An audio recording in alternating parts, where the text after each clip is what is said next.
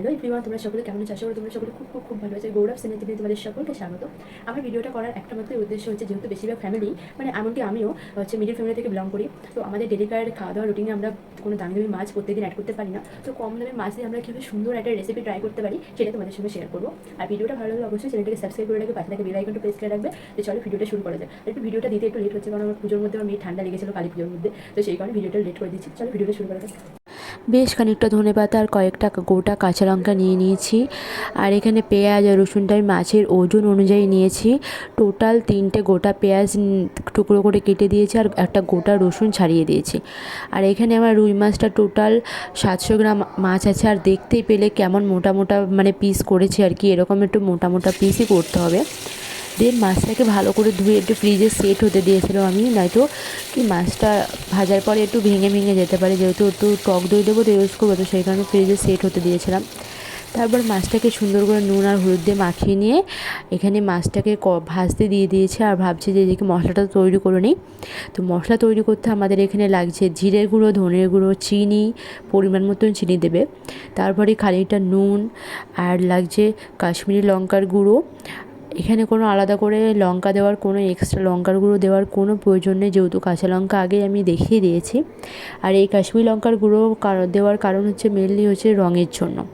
তারপরে এখানে খানিকটা হলুদ ইউজ করে এটা সুন্দর করে মিশিয়ে নিচ্ছি।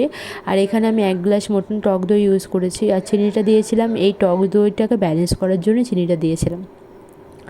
তো চিনিটা যে দিয়েছিলাম বললাম কী কারণে। আর টক দইটা দেওয়ার পর খুব সুন্দর করে মিশিয়ে নিতে হবে। এটা একটা সুন্দর একটা ঘনত্ব হবে আর কি। তারপরে এর মধ্যে আমরা এখানে গরম তেল দেবো। আর আমি সম্পূর্ণ রান্নাটা রিফাইন তেলে করছি, কোনো সরষের তেল ইউজ করছি না। এখানে ভালো করে তেলটা দেওয়ার পর খুব সুন্দর করে মিশিয়ে নিতে হবে। এটা সুন্দর থকথকে একটা মানে স্মুথ একটা পেস্ট হবে আর কি। তো ধনেপাতা আর লঙ্কাটা আমি এখানে দেখিয়েছিলাম প্রথমে, সেটা সুন্দর করে ব্লেন্ড করে নিয়েছি। আর পেঁয়াজ আর রসুনটাও সুন্দর করে ব্লেন্ড করে নেওয়ার পরে মাছগুলো আমার এখানে ভাজা হয়ে গেছে। আর কড়াইতে জিরে ফোড়ন দিয়ে সেই পেঁয়াজ আর রসুনের পেস্টটা আমি এখানে দিয়ে দিলাম। এটা ভাজা হতে থাকুক ততক্ষণ। আর আর তার মধ্যে যে মশলাটা বানিয়ে রেখেছিলাম, যে মিশ্রণটা, সেই মিশ্রণটার মধ্যে খানিকটা জল দিয়ে পাতলা করে নিয়েছি। আর মশলাটা সুন্দর করে ভাজা হয়ে যাওয়ার পর খানিকটা তেল ছেড়ে দেওয়ার পর দেখতে পাচ্ছি কীভাবে তেল ছেড়েছি। তেল ছেড়ে দেওয়ার পরে সেই মিশ্রণটা আমি এখানে অ্যাড করে দেবো। আর মিশ্রণটা অ্যাড করে দিয়ে খুব ভালো করে নাড়তে হবে, যেহেতু টক দই দেওয়া আছে। আর গ্যাসের ফ্লেমটা একদম কম করে দিতে হবে, নয়তো টক দইটা কেটে যেতে পারে। আর এটা আমি কালী পুজোর মধ্যে ভিডিওটা করেছিলাম, তো সেদিন 14 শাক খেতে হয় সেটা দেখাচ্ছিলাম, 14 শাকের ইয়েটা দেখাচ্ছিলাম যে কী কী শাক ছিল।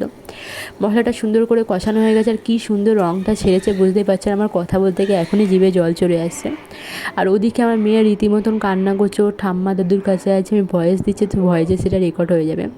দেন তারপরে ওই যে ধনেপাতা আর লঙ্কা যে পেস্টটা করে রেখেছিলাম সেটা এখানে অ্যাড করে দিয়েছি। দেওয়ার পরে একটু ফুটিয়ে নিয়ে আমি এখানে আমার একটু জল অ্যাড করতে হয়েছিল। তোমাদের যেমন মানে ঘনত্ব রাখবে, ঝোলটা রাখবে, সেরকম অ্যাড করতে পারো। আমি এখানে জল অ্যাড করে দিয়েছিলাম। তারপরে এখানে তোমাদের পরিমাণ মতন কাঁচা লঙ্কা, গোটা কাঁচা লঙ্কা অ্যাড করবে, মানে ভাতের সাথে মেখে খাওয়ার জন্য গোটা কাঁচা লঙ্কা অ্যাড করে দেবে। আর একটু ঝোলটা এর মধ্যে চেখে দেখবে যে নুন চিনি কী অ্যাড করতে হবে, সেটা তো চেখে দেখে নিতে হবে। আর রেসিপিটা বলে রাখি, না টক না মিষ্টি, মানে একটু ঝাল ঝাল, মানে একটা অন্যরকম একটা ফ্লেভার হবে। খুব ঝাল খুব মিষ্টি সেরকম হবে না। তো ঝোলটা কমে আসার পর আমি এখানে মাছগুলো দিয়ে দিয়েছি সুন্দরভাবে। আর মাছটা না শুরুতেই দেবো না, নয়তো শুরুতে দিলে কী হবে, মাছগুলো যে এত সুন্দর গোটা গোটা মাছগুলো না সম্পূর্ণ ভেঙে যাবে। তো সেই কারণে ঝোলটা কমে আসার পর মাছটা দিতে হবে। আর মাছটা দেওয়ার পর যখন ঝোলটা আরেকটু গামাকা গামাকা হয়ে যাবে, তখন আমরা শেষে ফিনিশ করব গরম মশলা দিয়ে। গরম মশলা দিয়ে ফিনিশ করার পরে এটা আরেকটু ঝোলটা কমে আসলে, একটু তলায় লেগে লেগে গেলে পারে আমরা এখানে নামিয়ে তো গরম গরম ভাতের সাথে সার্ভ করব, যে হচ্ছে রুই, ধনিয়া রুই। তো ভিডিওটা কেমন লাগলো অবশ্যই